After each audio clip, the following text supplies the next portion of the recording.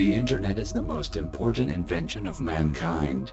It allows information to flow freely, where all ideas can be investigated and challenged. But internet freedom is under threat.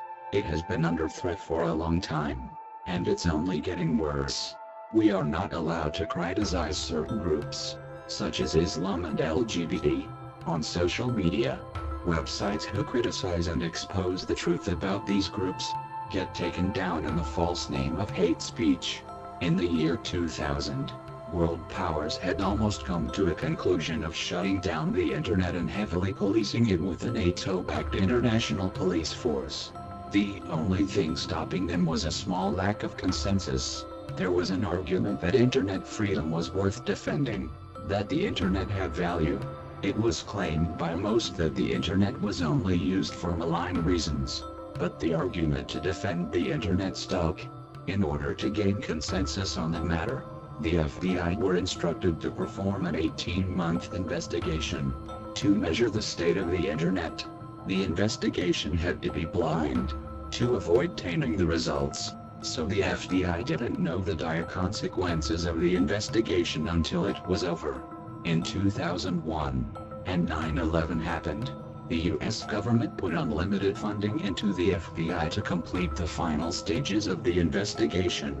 They were now instructed not to watch and listen, but to actively try to hack, crack and corrupt every corner of the internet to prove that there were no safe places on the internet, therefore needing it to be policed. At the time, I had a contact in the FBI. One contact led to several. They found me as part of their investigation, and supported what I was doing. With their help, I fought off incoming FBI attacks. By the end of the investigation, it was found that just one corner of the internet was left uncorrupted. It was my corner. That was the only thing that stopped a global police force heavily controlling the internet.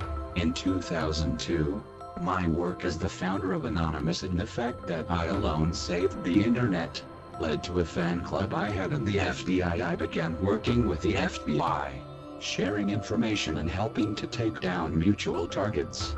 This went on into 2003 when I became too sick to work and had to withdraw. It is very important to understand that the internet is not just a freedom, but a responsibility. On the internet, you are free to do great things, good or evil, without consequence or reward. Far too many people use the internet for evil purposes.